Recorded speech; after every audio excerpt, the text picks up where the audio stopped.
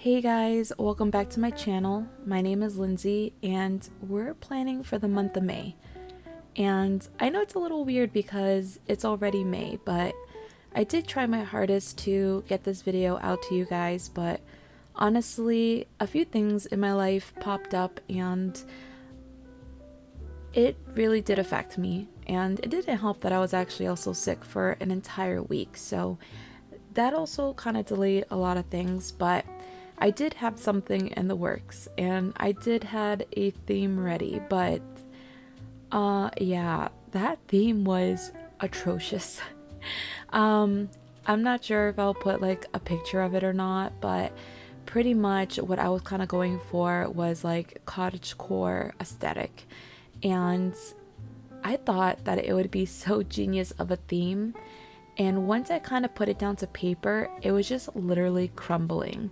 It didn't turn out how I wanted it to. And then to top it off, I was trying to do it with watercolors, and that even made it more of a mess. So I ended up scrapping it and asked you guys, on my community post, what did you want to see as a theme? And I really thought junk journaling was going to win, because once I did see that, I had already like pulled out all my materials, I had a theme ready, and then I was like, let me just let it wait a little bit longer, and then surprisingly Pokemon won. So I then had to kind of figure out what I was going to do with that. So for the month of May, I ended up doing like this magician magic Pokemon theme.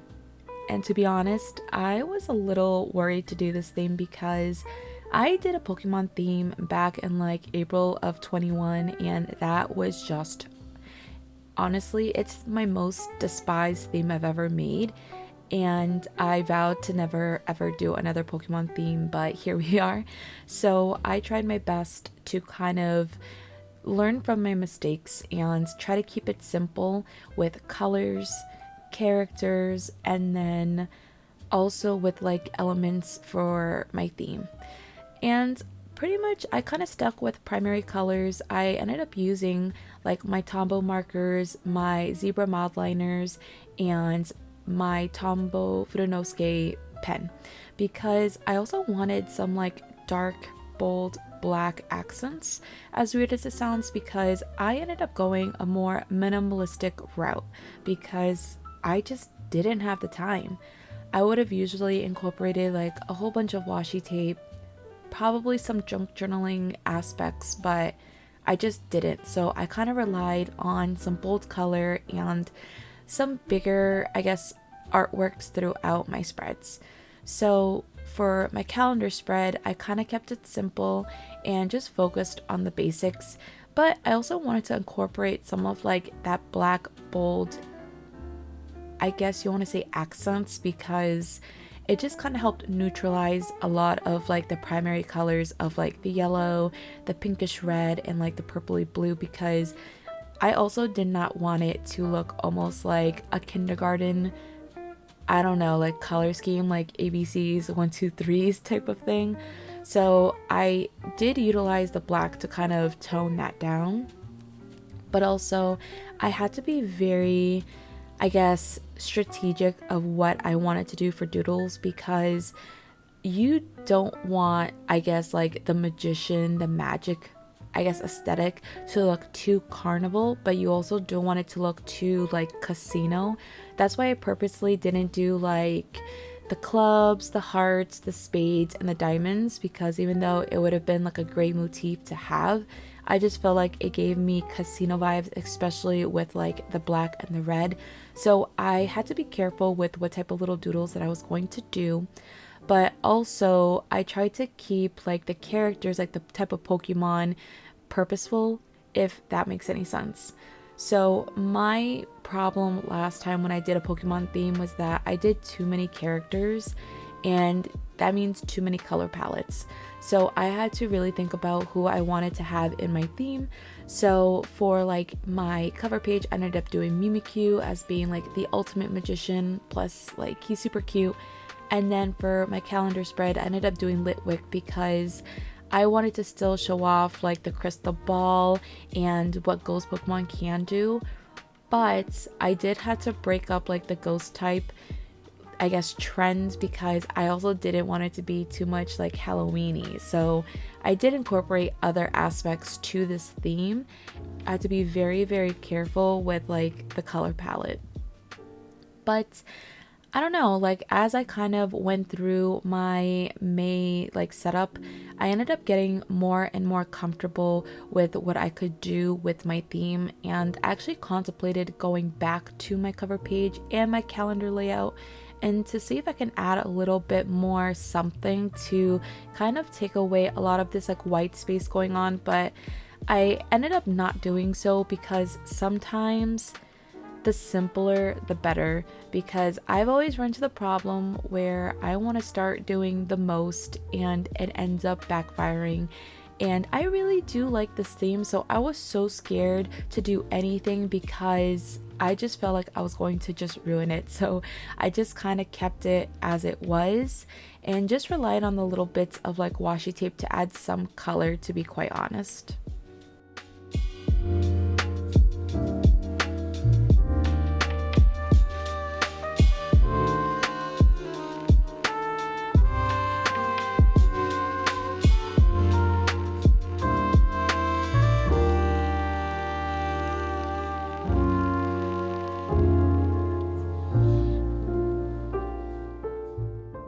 So when it comes to like my habit tracker and my playlist, I usually already have the layouts and I guess elements laid out, but this time around I really didn't, and I spent so much time just like scratching my head to figure out like what I wanted to do.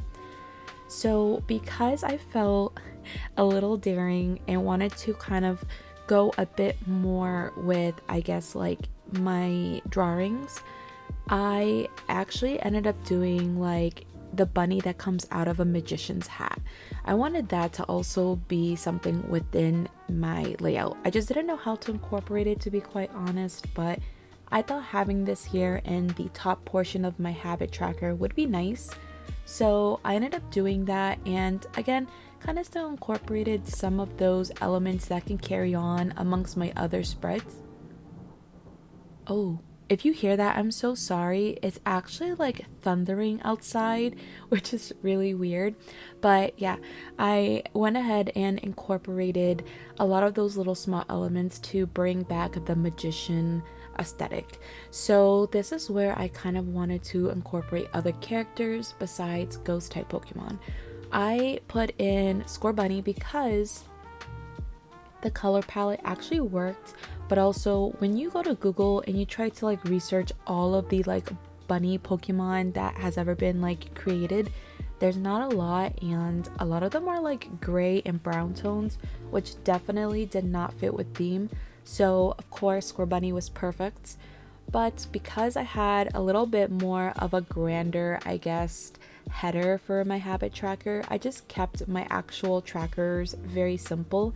I did a gray like little grid background, and then I did the same like little box layout, but to kind of spice up the mix just a little bit, I actually ended up doing like drop shadows, but instead of it being in gray, I ended up doing it in purple to kind of match the fact that purple is an indicator of, I guess, like when ghost type Pokemon will use their like supernatural powers. I wanted that to be like that representation, because again, I'm working with a very minimal theme and not trying to go too crazy and then me end up regretting it and crying in the corner, because that would be a thing. When it comes to my playlist, that was even harder, and at one point I just ended up wanting to do like a 9 playlist spread, but I just could not really like think of anything when it came to like design or making it look more cuter than what it could be. And so I kind of took a day like break from recording, and I went back and actually thought about it and thought of doing like some playing cards, because I wanted some, I guess, like function to my little doodles. So I didn't do it for all of the little playlist cards, but I did it for some so it can look a little bit nicer.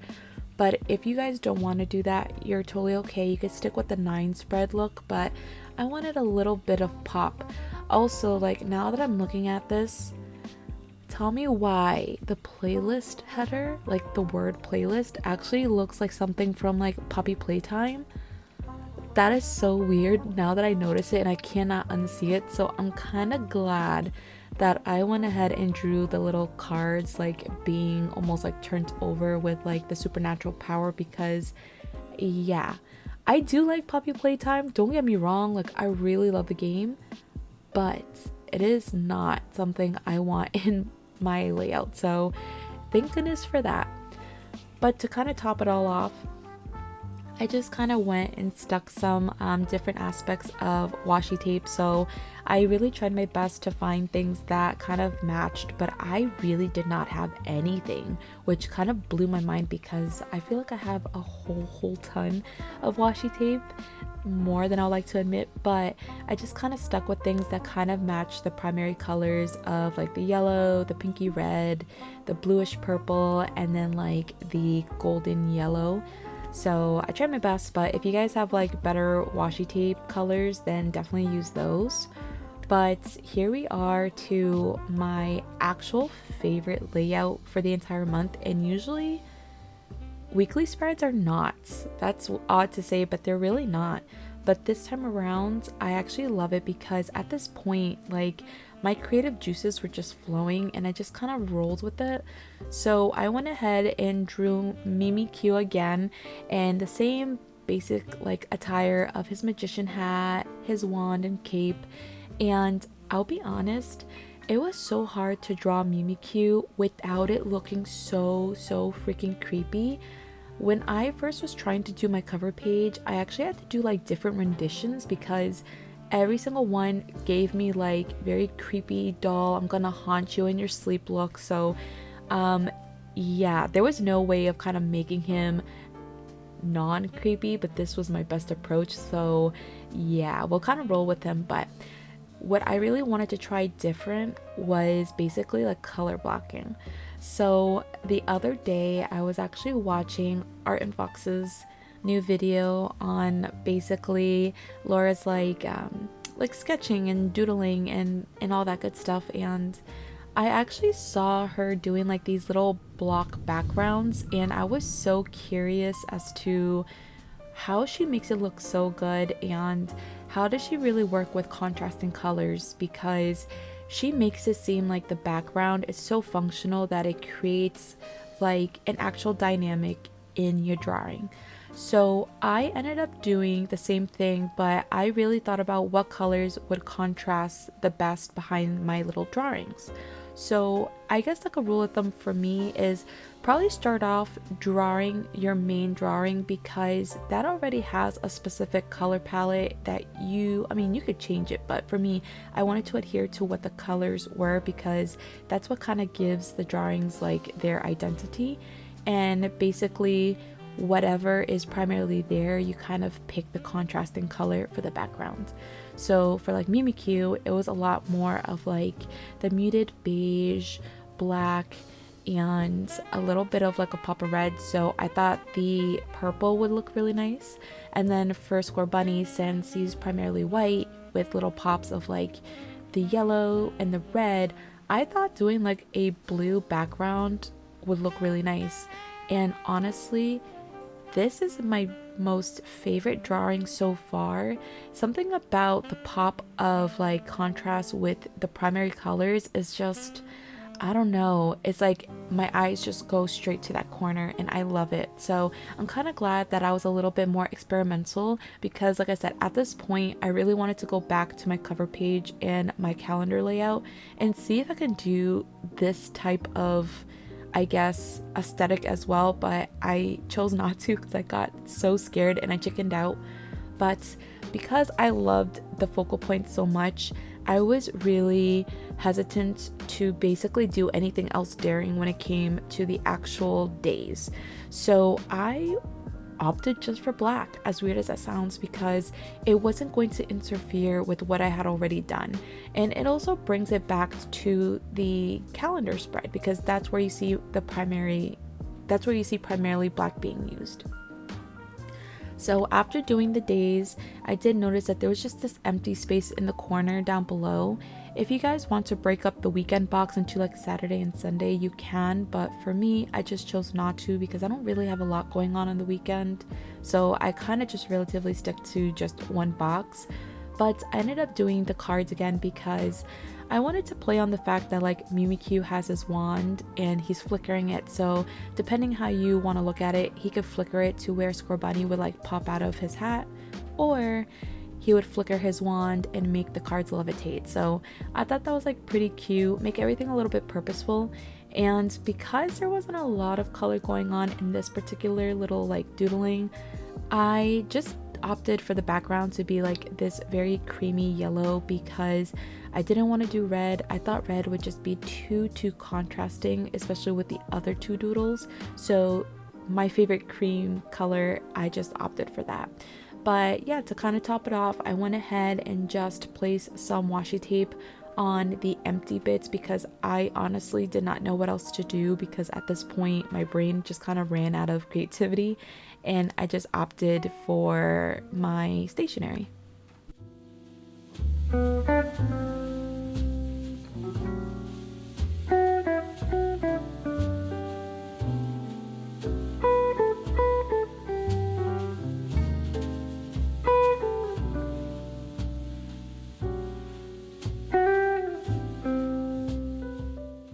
And here's my final flip through. If you guys really did like this intake of a Pokemon theme, please remember to like this video, and maybe for next month I might have you guys help me out with another theme, because for that I also don't know. But hopefully you like this just as much as I do, especially my weekly layout. But until next time, bye!